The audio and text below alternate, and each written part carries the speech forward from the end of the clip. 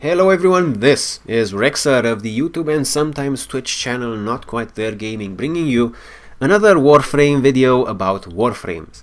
Because Warframe.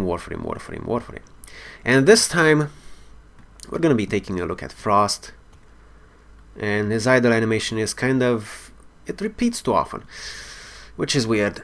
Before we start, I want to disclaim two things. Number one, Frost was actually the first Warframe I was ever seriously interested in, and I have never seriously played him until about a week and a half ago. So I have a week and a half of serious Frost gameplay experience, and however, like most of us, while I have not played Frost, I have seen Frost played a lot, because I play Warframe a lot and I like to play defense missions a lot, so there is that I have managed to draw upon. And I think I have found a few things that are interesting enough to share with you in this guide. Second thing I want to disclaim, I will not be taking a look at Frost's Warframe ability modification mods from syndicates. I heard Icewave Impedance is good, but I think probably Nova's Molecular Prime will slow enemies more anyway. I don't know if it affects people under Nullifier Shields. That would be interesting to test out. And Freeze Force, I heard that Ember is just better at this sort of damage boost thing. So these two mods have not particularly interested me. The way I have decided to build Frost is the more traditional defensive focused defense linchpin sort of a build. So we're gonna go into that in a little bit though. Also, the first thing that I want to talk about regarding Frost is, I don't know if I'm going to be enough of an asshole to title this video Frost Prime Builds and Guide, because people seem to search a lot more often for primes. You know, primes are awesome and whatnot. But welcome to the second annual bait and switch. But this time it is actually a bait and switch, probably, because I do not recommend that you use Frost Prime. Frost and Frost Prime have the exact same stats. Frost Prime has one extra polarity, which when he was launched was a big deal because we did not have Forma back then. But now it's just whatever. It's just one more Forma. And Frost Prime just looks like shit. So we have Frost. This is the regular Frost with my color scheme. I kind of really like the way he looks. We also have the two skins. The festive skin doesn't really look so well unless I change some colors around. And we have the Frost Immortal skin, which might maybe look nice. I will consider getting it at some point. But right now I'm very satisfied with the base Frost skin, which is very much superior to the Frost Prime skin. We have a few extra golden bits here and there. Otherwise you only have two colors in contrast all over his main torso and his body parts even. There's just some extra golden bits here and there, and you know, like, compare it to this. Like, this looks good. This looks barren. This looks barren. And maybe if you look at him from the back, we have the extra golden bits, but if you, for example, want to use the Frost Immortal skin, all the extra golden bits just go away and it looks exactly the same as the Frost Immortal skin would look on regular Frost. So skin-wise, Frost is superior to Frost Prime. Stat-wise, it's only the difference of one Forma. So I thoroughly encourage you to use regular Frost instead of Frost Prime, and do not bother with getting Frost Prime unless you just want him for the affinity. He was a big deal for the extra polarity, now not anymore. There are much better primes being made for other warframes. Okay, so there's that. Now, before we go into the builds, I am not going to show you the exact polarity distribution, because I was trying some different things and I fucked up one of the polarities. I fucked up one of the polarities thinking that a build I was making was better than it actually was.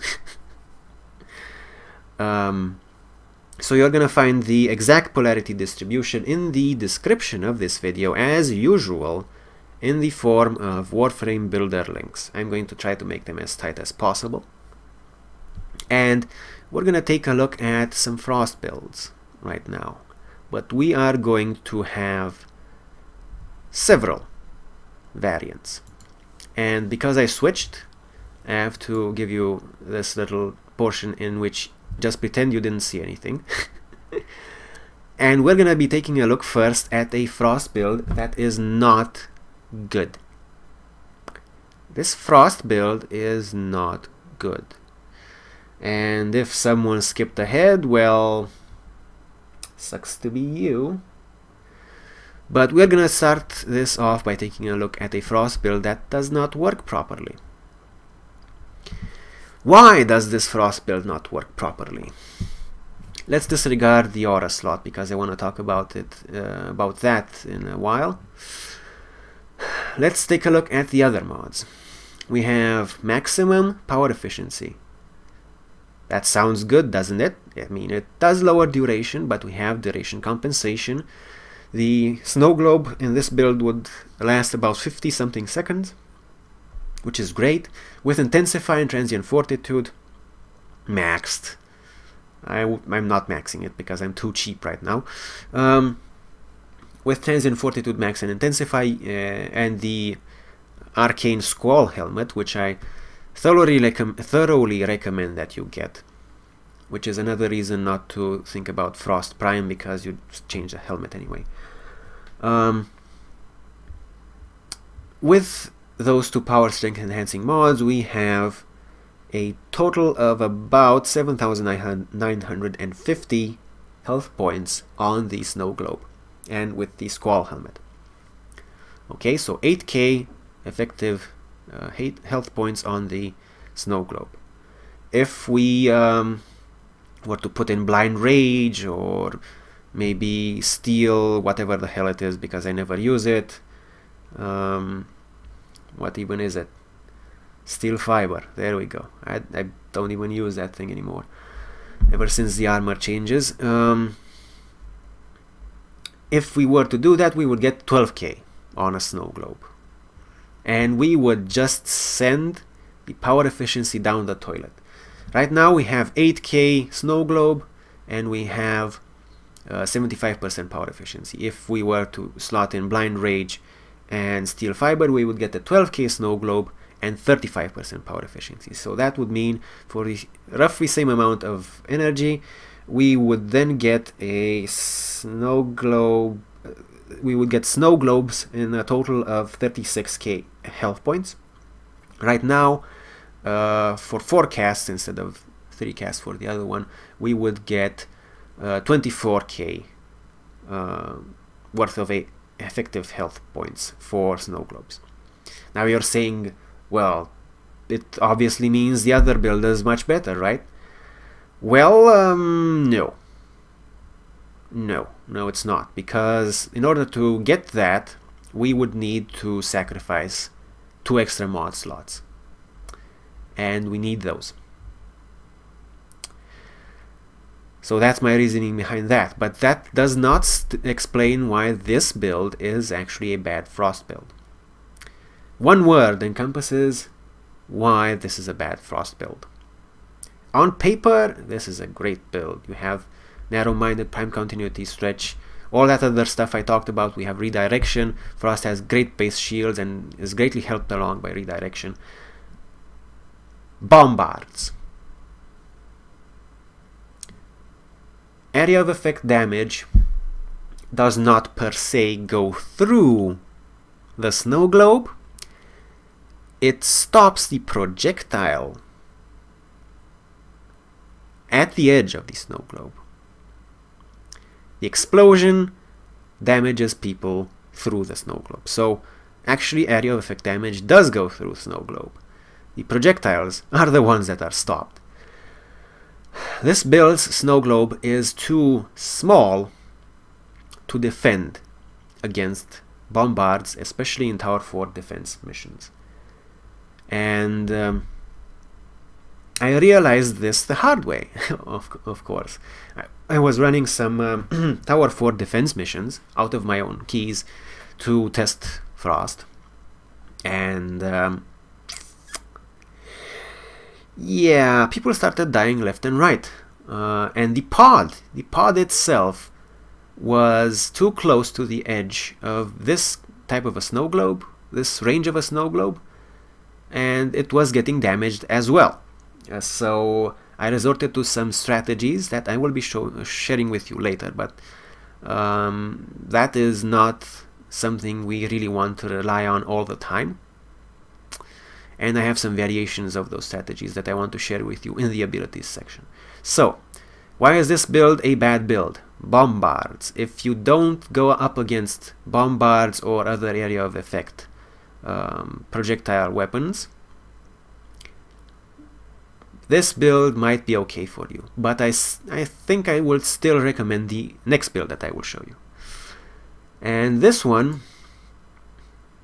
sacrifices power duration for range. This one will not have a 50-something second snow globe. It will instead have a 30-something second snow globe. Same effective health points, same efficiency, redirection again, and we will have stretch in extra to the base range of snow globe. Now, I don't know how much they were joking or pulling my leg, but some people I played with just the other night qualified my range of snow globe as perfect. So I'm feeling pretty confident with this one, and I think I did a good job. I feel comfortable with this particular Frost build. I tried some other variations with overextended and narrow-minded still slotted, and I had good range, but it pushed down the effective health points per snow globe down to 4.8k, and I didn't really like that, and it looked so janky, and I do like this one though. But let's get started with the top mod in the build. We have the Aura. We are going to be taking a look at several auras, actually. Now, Frost might actually be the first warframe that I suggest you depolarize the Aura slot for, or at least polarize the other slots enough in order to have an excess of maybe 9 points, because if you let's take out stretch, let's take out rejuvenation. If you slot an aura that is not the same polarity, you will get like a -2, so you'll only get 5. So that means you need 9 extra points in your build in order to accomplish a build in which you can switch the aura without depolarizing it.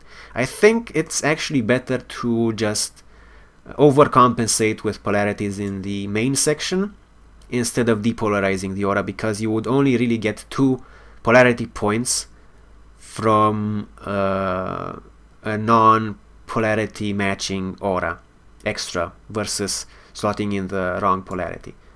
I never find mods when I do something like that, so we're gonna do this. We have rejuvenation, and the first reason, the foremost reason why I actually would suggest that you either depolarize the aura or use enough polarities in the main section of the mod section to compensate a non-polarity aura is because rejuvenation isn't bad. Rejuvenation is actually pretty good. It takes a lot of pressure off you and your teammates, especially in regards to slash procs. Slash procs are a lot more prevalent these days. I don't know why. Maybe I just only noticed them recently because I've played a lot of Loki Prime previously, and with stealth you hardly ever get hit, so hardly ever take any procs. But rejuvenation helps a lot to take the pressure off for slash procs especially, and it's not a bad mod, and it's actually good for playing Frost even solo, even if for example you did some tweaking in order to make a solo or a roaming Frost build, which we will actually get into in a little bit. So rejuvenation is a good choice, and that is the only reason why I would not suggest that you immediately repolarize to tactical, which is my favorite aura polarity slot. Speaking of tactical, however, I would actually not really recommend enemy radar in the aura polarity slot. For Frost, the only reason you would want to get that is for defensive purposes. So in order to not be surprised if you are in your snow globe and it's a weird, Frost is looking straight down. It's weird. Okay, so the only reason you would want to have enemy radar for Frost is so you are not surprised when you're in your snow globe, so someone doesn't sneak up behind you and knock you out of the snow globe and then you get instantly murdered. But let's pretend that you have enough awareness to not let that happen. So what else is left? We have Energy Siphon. Energy Siphon for Frost sounds like a great idea, doesn't it? Not necessarily. Frost, well, with high power efficiency like this, you won't really be using that much energy for Frost, and you can cast several snow globes for just a very small amount of energy, and then you can pick up some orbs or drop an energy restore if you really have to, or rely on Cyanoid Gammaker procs, which is what I usually do, and you're fine. So Energy Siphon sounds good, but isn't really that good for Frost. If especially if you have the Cyanoid Gamma Core and you end up just proccing a lot of entropy and having your energy restored, then you're basically always at max energy or even above max energy because of the proc. Energy Siphon won't do much for you. So the two auras that I would really suggest that you try for Frost are Rejuvenation and Corrosive Projection. So that is the reason why I would suggest that you compensate a wrong polarity aura or completely depolarize the aura slot, because Rejuvenation is a good idea and Corrosive Projection is also a good idea, especially in longer tower defense runs. So you can go either way. I suggest that you make allowances for both, however. That is my suggestion. And yeah, basically two mods, different polarities. That's why I have this feeling about this slot. I already explained why it is better to have power efficiency and a modest amount of power strength enhancing mods.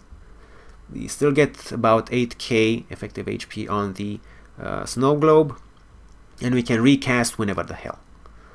And we save on mod slots, which is very important.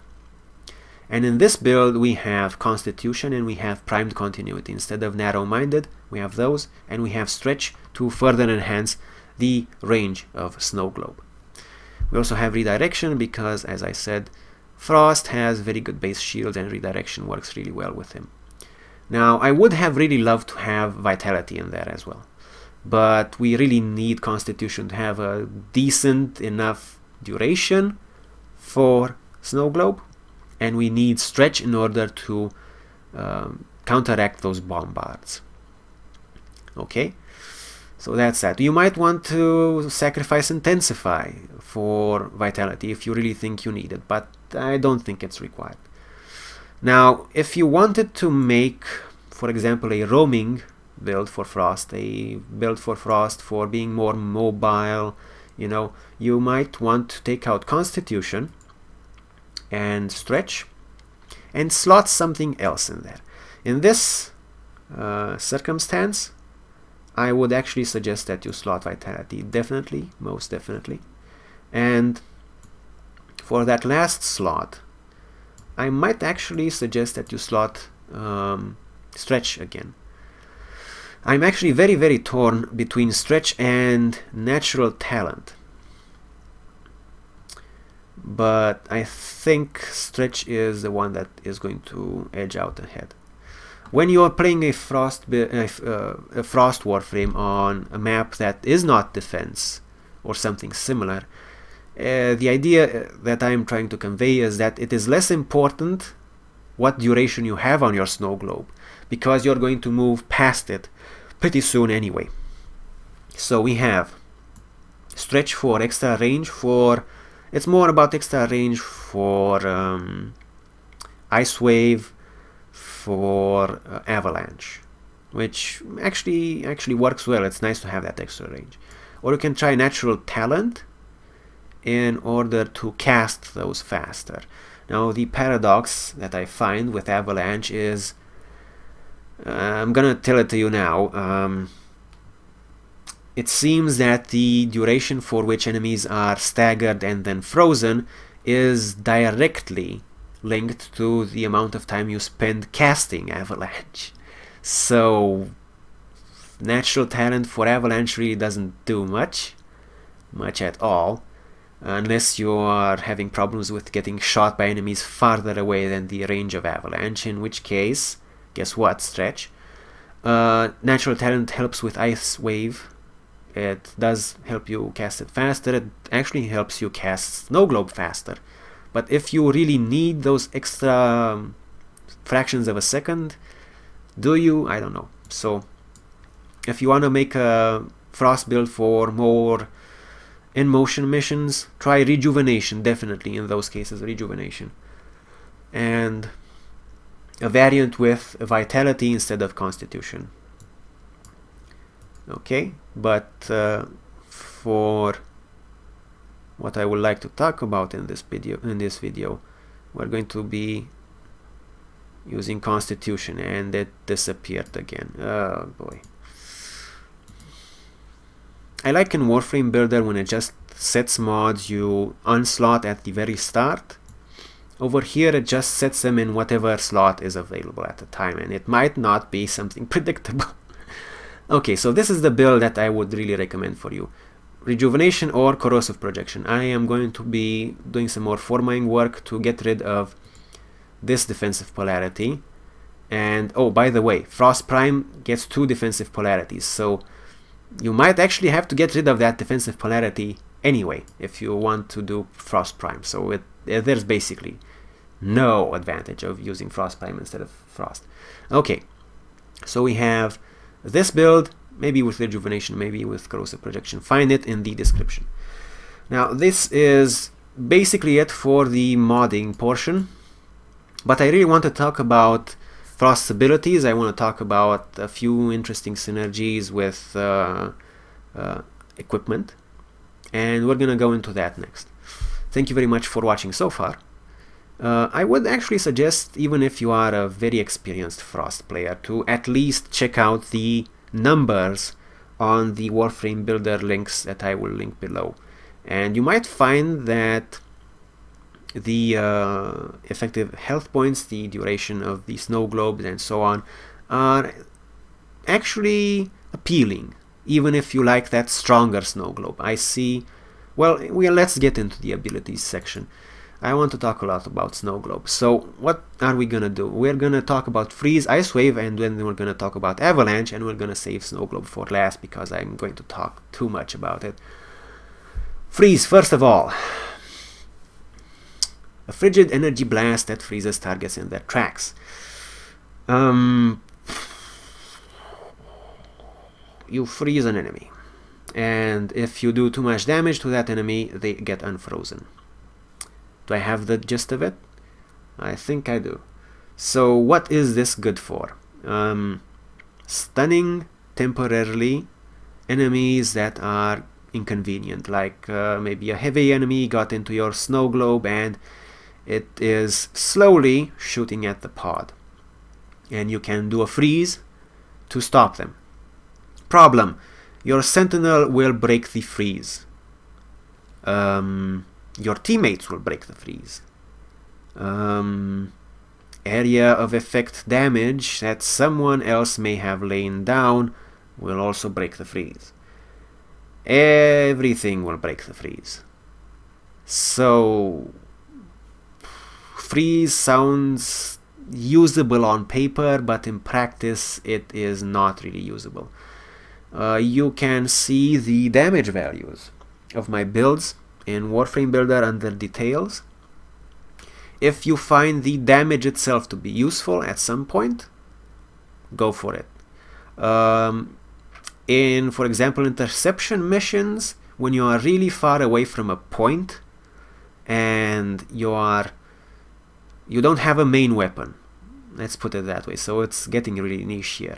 If you don't have a main weapon or something that can shoot at really long range and you can see an enemy trying to cap a point very far away, you can do a freeze in order to hopefully stop him, or, well, I think you're gonna have to kill him because freaky shit happens about enemies capping points. So freeze, not very usable, I'm sad to say. Not very usable because, first of all, and starting with, your sentinel will break the freeze. So good luck ever using this effectively. We have Ice Wave. Sends a wave of razor sharp crystallized ice towards an enemy, dealing heavy damage. I actually like this skill. I actually liked this skill a lot. When I first leveled Frost and Frost Prime, I was almost going to try and main Frost and Frost Prime, because Ice Wave was so good at the time. But I got distracted by other Warframes. It does decent damage, has decent range. I mean, it sounds really good on paper. And the only problem with Ice Wave is the damage type. If you are up against highly armored targets, and if you are against targets that are resistant to ice as an element, it won't be that good. Otherwise, it's actually pretty good.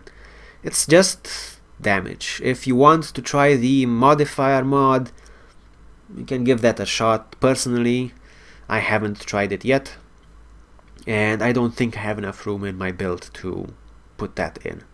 I would rather have a good Nova backing me up. Then we have Avalanche. Avalanche is so weird. It is so weird.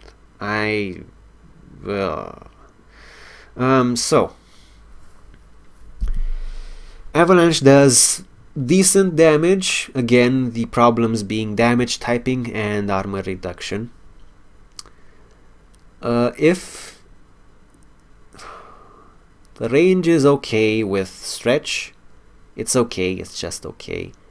And the stun component, like I said, it seems to be 1-for-1 tied with the casting animation. So first it will stagger enemies, then it will freeze them, and enemies will actually come out of the freeze before you come out of the casting animation, which makes this a really bad crowd control skill.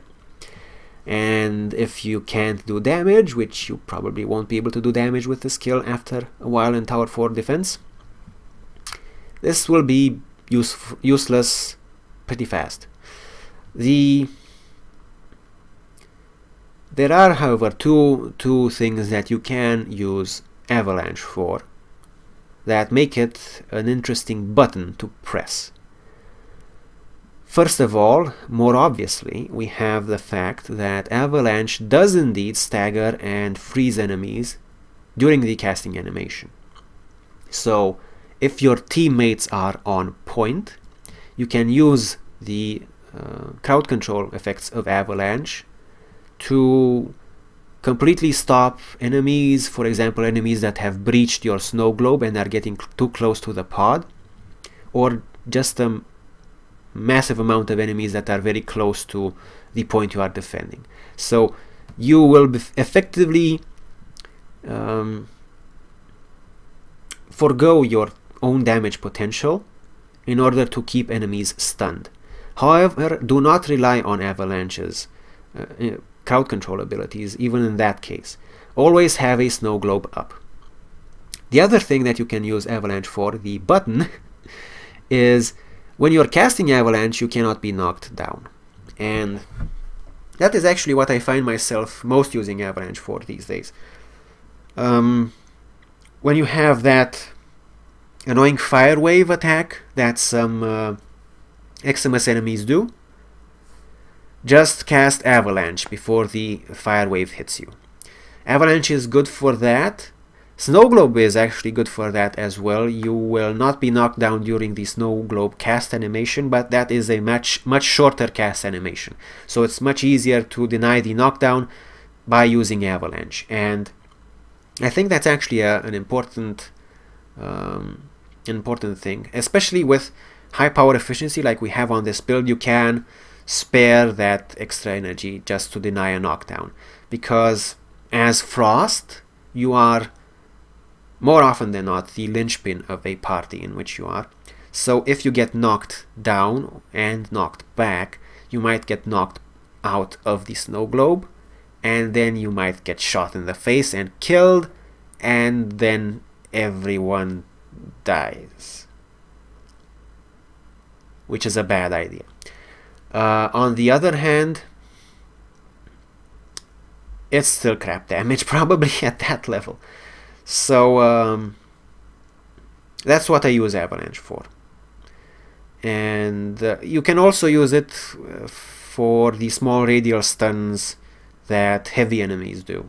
That's also a potential use, but in that case you will stagger and stun the heavy enemy, and again they will come out of the stagger and freeze before you come out of the cast animation, and they will shoot you in the face, which is less than ideal. Now let's get into Snow Globe. We have Snow Globe, and everyone loves Frost for Snow Globe. Snow Globe used to be much better. You could just drop it down and it would absorb every point of enemy damage that was shot at it. Then they realized that was probably overpowered, so they kind of nerfed it a bit. We have Invulnerable Time, in which the Snow Globe absorbs incoming damage to boost its HP pool, its health pool. So it says right here, Frost deep freezes any vapor and moisture in the area, creating a protective sphere with brief invulnerability to boost its strength. So we have 8k effective health points right off the bat on the build I showed you, and we have that 4-second invulnerability timing.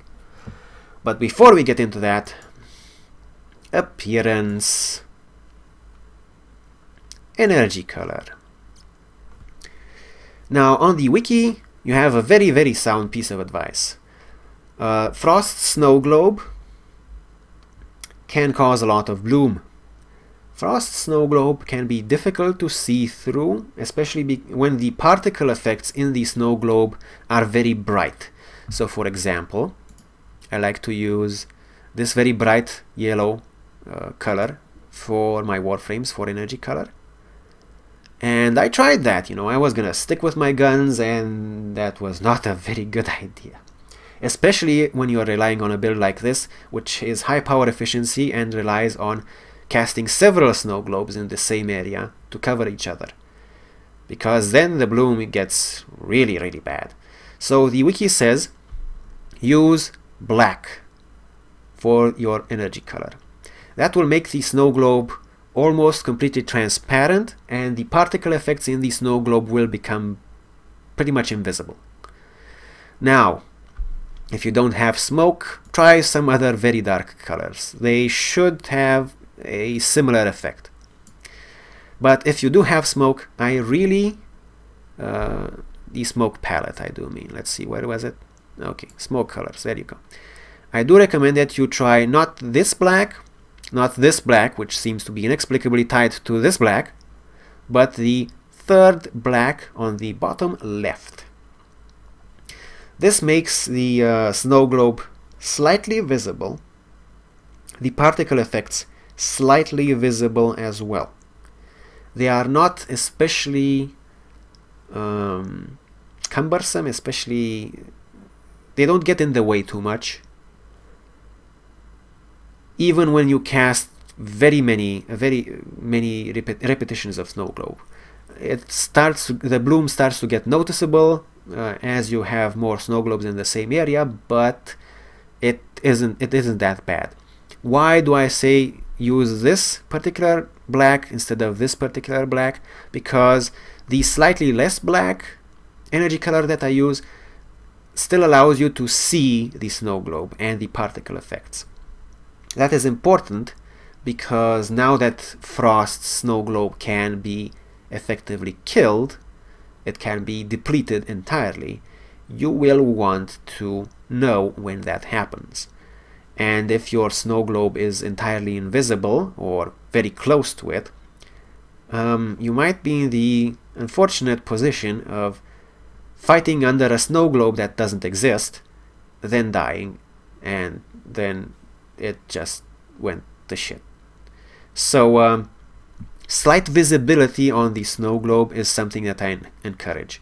Don't go full invisible unless you are really confident in it, but I thoroughly recommend that you go slightly above invisible for energy color for snow globe.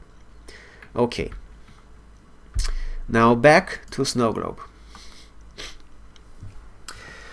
What we are going to talk about next is something that I want to give a fancy name to. So because snow globe is kind of like some ice cream globes, maybe, and Frost is obviously the master of ice. So we have a strategy that I would like to refer to as scooping. I don't know if the name will stick, and I don't really care because I think it's funny. So we have a snow globe scooping. What does that mean? Basically, it has to do with using several snow globes.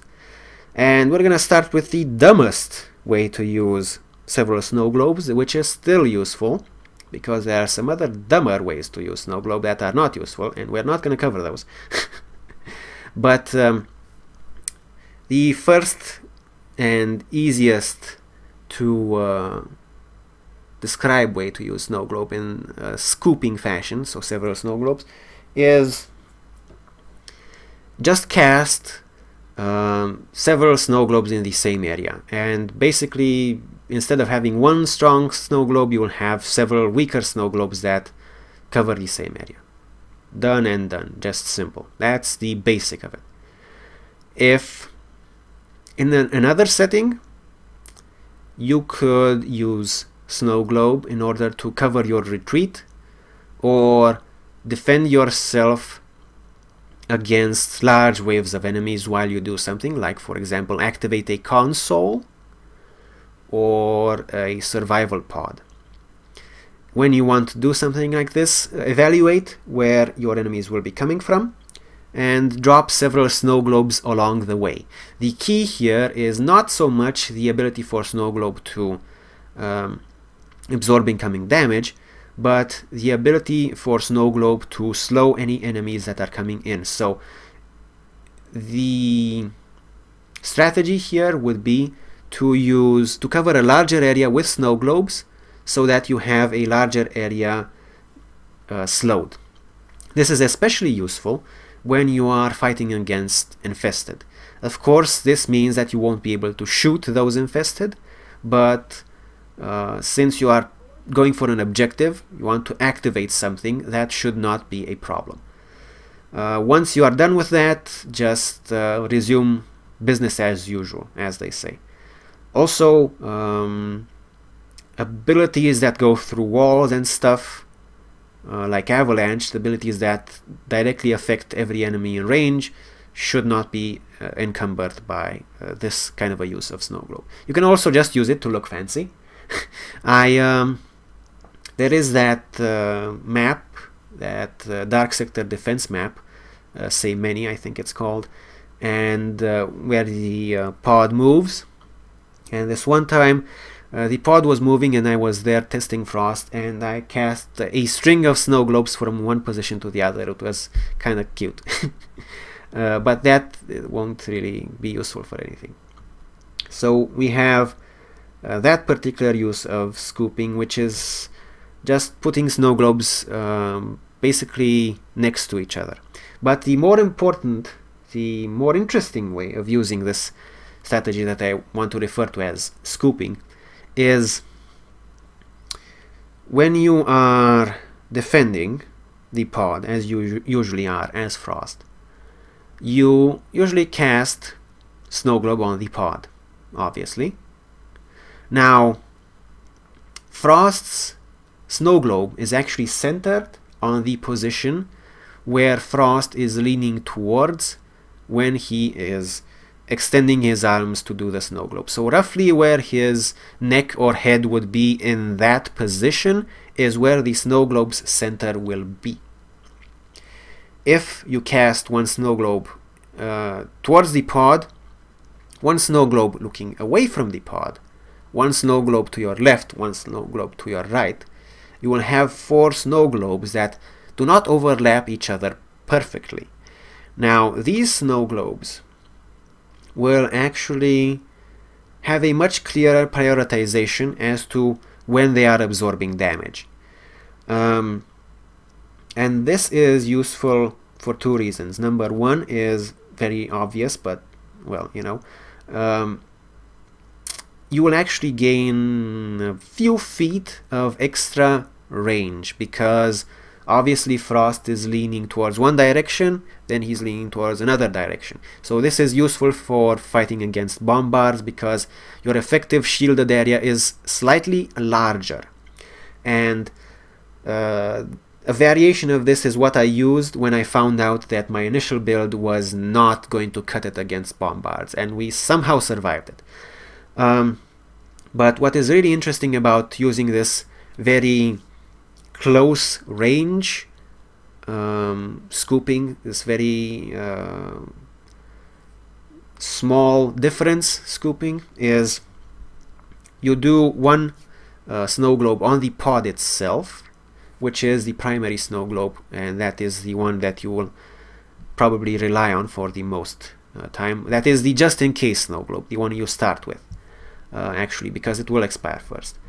And then you can look at where the enemies are coming from. So, for example, if the enemies are coming from your right, you will look towards your right, and you will wait for them to start shooting. Then you cast another Snow Globe, and at that point, that Snow Globe will have that 4-second invulnerability period, and it will start absorbing damage from that direction. It will do that because the primary Snow Globe, the one you cast dead center on the pod, will be slightly behind the fresh Snow Globe. You can do that again for the left or from behind, or you can go around the pod on the other side and just slightly offset the positions at which you center the Snow Globes, depending on where the enemies are coming from and where they are starting to shoot from, in order to charge these repetitions of Snow Globes with that invulnerability timing. That is very useful, and like I said, the range boost from this kind of imperfect overlapping of Snow Globes is actually very useful as well. Now, the more extreme way to use this kind of scooping strategy is, like I said, my first build did not have enough range to combat bombards. So I didn't do a very narrow overlap of Snow Globes like I just talked about. I instead had one snow globe dead center, and I cast 4 other snow globes at the edges of that one snow globe, which gave us just enough range on the shielded area in order for the bombard rockets to stop damaging the pod itself. Now, this strategy is very flawed in the sense that each snow globe will basically absorb all the damage coming from that angle, and when it is depleted, it's just depleted, and the damage will come in again and the range will become an issue again. However, it's a useful stopgap feature, so you can recast snow globes when you see that they are going down on the edges, but it's also very energy intensive, so that's not very good. The closer strategy, the closer overlap strategy, does not suffer from these problems, because when a snow globe goes down, it will immediately be replaced by a snow globe that was very close in the edge, that was the edge of which was very close to the one that went down. So the close overlap strategy is in order to charge the snow globes with invulnerability timing and get a little bit of extra range. The small overlap strategy gets you a lot of extra range, but you sacrifice way too much for it, so it's just for emergencies. Now, you'll notice that I don't really place much emphasis on using energy, on energy use for Frost. I said I like to use Avalanche just to avoid getting knocked down. I am describing to you strategies of using snow globe that involve 5 or more snow globes. So we're gonna get into some general tips. First of all, something that I don't want to forget. If you are playing Frost, your first responsibility is to defend the objective. If there is a friendly that went and got themselves killed on the upper level of a void defense mission, and you know you can go over there and cast snow globe and resurrect them, your responsibility is not to go over there and resurrect them. Your responsibility is to defend the pod. Anyone else can go and resurrect them. It doesn't even matter if they're successful in resurrecting them. If the entire team dies and you're the only person standing, your responsibility is to stay alive and defend the pod, because if the pod dies, everyone loses. Obviously, if you're a badass, if you are familiar with how much damage certain enemies do at certain waves and you think you're going to be able to handle it, go for it. I frequently say things that some things are set in stone, but they actually have exceptions based on individual experience. This one is one of them. But until you get to the point at which you know when it is safe to leave the pod, don't leave the pod. Always keep your eye on the amount of time that your snow globe has until it expires. Always be on the lookout for the particle effects still being in effect around the pod, and kill only enemies that are close to the edge of your snow globe or inside the edge of the snow globe. Expand from there. If the pod dies, everyone loses. Please. It is very embarrassing when a Frost forgets that basic rule. And I know there are slip-ups. Maybe you just got distracted and you didn't look at the duration of your snow globe. But maybe you haven't played Frost recently and you don't know that snow globe is no longer invulnerable for the entire duration. That's kind of less acceptable, because that is bad. But always have the pod as a priority. And why did I say that the entire team can die as long as you defend the pod? You have the snow globe, you have yourself, and you have Avalanche. In this case, you have Avalanche. It is not a perfect crowd control method, and it can be foiled by nullifiers. So if the entire team dies, cast 3 or however many snow globes you feel comfortable directly on the pod, drop an energy restore, and avalanche, avalanche, avalanche, avalanche, avalanche, avalanche until someone gets back up again and takes care of the problem. That is the oh shit. The oh shit strategy. And with that, we're also going to get into some interesting synergies. One other thing I need to mention: Snow Globe and Infested, and Snow Globe and Bosses. Infested, I recently described a strategy in which you can use Snow Globe to slow down Infested in order to defend yourself while activating something. That is valid. Some teammates might get upset with that, but as long as you achieve that small objective, that is still going to be for the better of the team.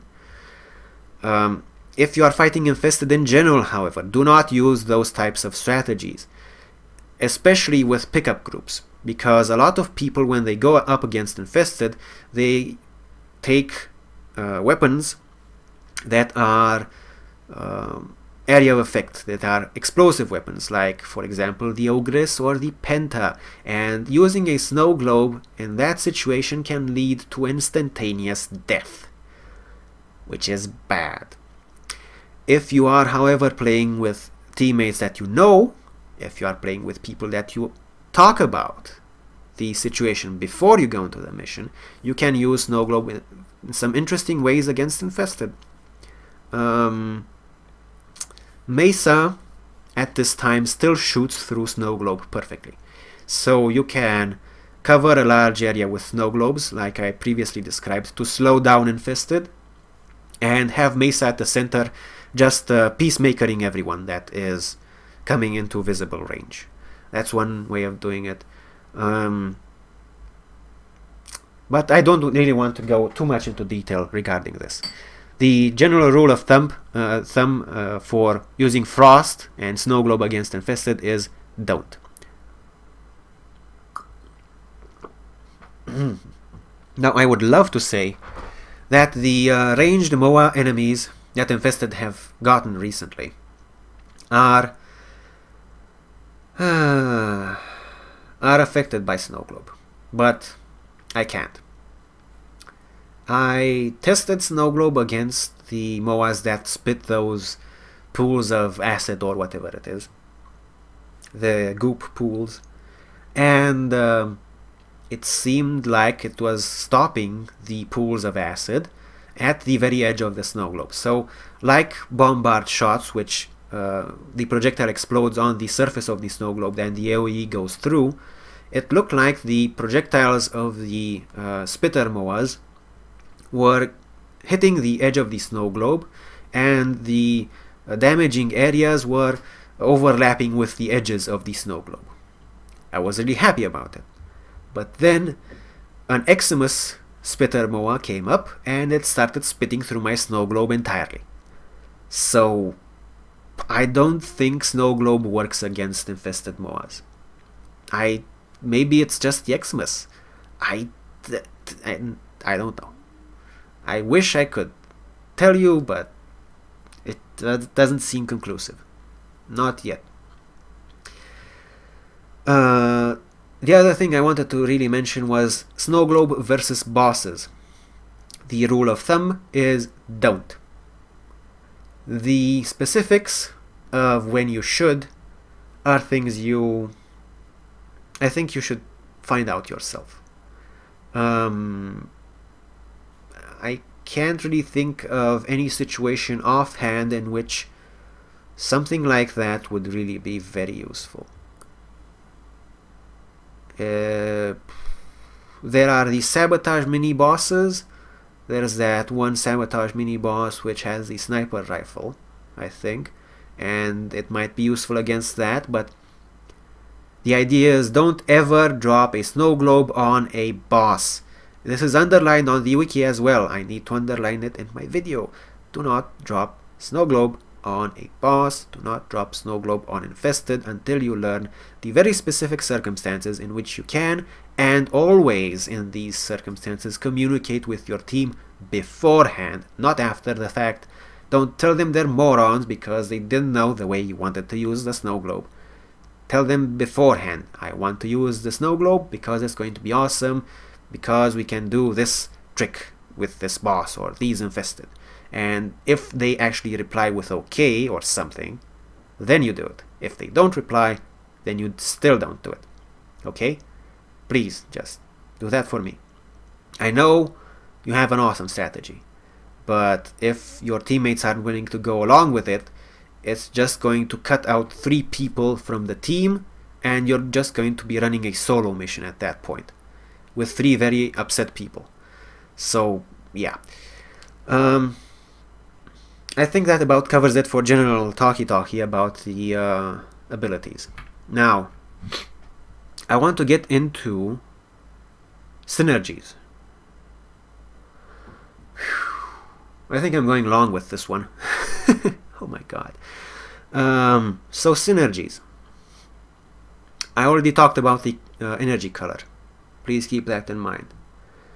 The Cyanoid Gamma Core is a weapon that I basically do not go without. I basically do not go without it. And it is very useful for Frost because it has the radial proc, which works very nicely when you are defending a set point, because, well, you're obviously at that point, the enemy wants to get to that point, they are all coming to you. When the proc triggers, you get a nice amount of area of effect damage on everyone that was already there. You also get energy back, and you get a maximum energy boost. This is not so huge on Frost with a small energy pool, and I did not opt to get flow or anything else on Frost because I have high power efficiency, but it will proc enough so that you have enough energy to deal with snow globing constantly without any problems during at least waves 1 through 20 or so of Tower Fort defense and competitive levels of difficulty. The Glaive Prime, the idea is behind me having the Glaive Prime, have a Zoran Copter or a Glaive Prime Copter or another weapon that you can do the Zoran Coptering with, because Frost is kind of a slow warframe, and if you find yourself out of position, you want to be able to put yourself back into position very fast, and the most reliable way to do that is actually to front flip a lot. But the faster way to do that is to have a Zoran Copter enabled melee weapon with you. Okay, so that is actually also very important. As far as primary weapons go, I don't know what I could be suggesting for Frost. I really suggest you try the Cyanoid Gamma Core and just stick with that. As far as Sentinels go, you might want to try Shade, because you want to be the last man standing, and Shade might help you do that, but I am not going to suggest that entirely. Give it a try, see if you like it. The thing I really want to cover in regards to equipment synergy, though, and I noticed that I said equipment synergy instead of weapon synergy, is gear. Gear, people. So, you are Frost. You are probably in a defense mission. You are snow globing the pod. What does that mean? It means your entire team is in an easy to be determined spot, which is limited by radius. So what synergizes really well with that? Deployables, team heal restores, team energy restores, team ammo restores, team shield restores. These are very rarely used. I don't know why, actually. And these actually go so well with Frost that they might as well be a class feature. They might as well be a class feature. How do you deal with Energy Leech Eximus when you're Frost? Well, it's easy. You drop down an Energy Restore once your energy has gone down to 0, and then you cast snow globes from every pulse of Energy Restore. Done. How do you deal with people breaching your shield with your Frost globe as Frost? Well, you drop down a shield restore and a heal restore, and then you're going to be able to deal with those enemies. Maybe you even want to throw in a Shield Osprey Spectre while you're at it. And of course, the ever popular Team Ammo Restore, because everyone needs ammo. If you are playing Frost, you are most likely going to be a support class. Go full hog with it. Take a Shield Osprey Spectre, take a Heal Restore, Energy Restore, an Ammo Restore, and a Shield Restore. Get the biggest ones you can find. Syndicate ones are probably the easiest ones to get. The ones on the market and the ones in clan research just cost a lot of money to get the blueprints for. Comparatively to to Syndicate, they're much harder to get at this point. So yeah, so try those. Get those. Use those. Everyone will love you. For example, I was testing an inferior version of this build, and I convinced a bunch of random people that we should not stop at 20 or 30, that we should go all the way to 40. And well, let's just say that I had about 4 times as many kills as they did, and I was a defensive Frost, and I was a very defensive Frost. They were not good at damage, but they were nice people. Okay, so I don't want to disrespect anyone, but it sets the idea here. So after about wave 30, we were in deep shit, more or less, because I was the only one able to actually kill enemies. So enemies were coming at us way too fast. So after about wave 35, I started dropping a full combo of Team Heal, Team Energy, Team Ammo, and Team Shield restores every wave, basically. And I would chain cast snow globes. I would go into full offense mode as soon as possible, and the restores were keeping us all alive, even though there were enemies breaching the snow globes left, right, and center. So if you're playing Frost, remember the following. The pod is more important than anyone on the team. Bring restores, because they synergize very well with everything you're already doing. Try the Cyanoid Gamma Core.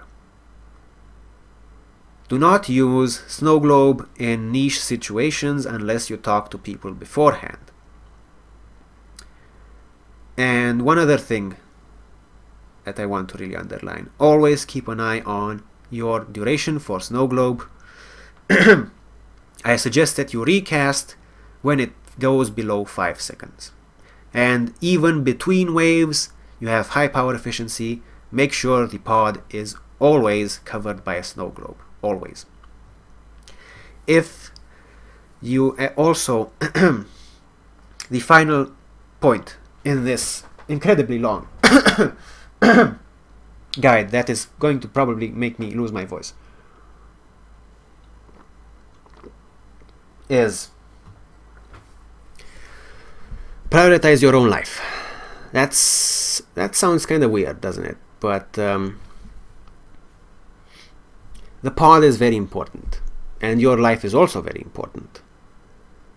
Don't do anything stupid, especially since you always have to keep in mind the fact that the pod has to be covered.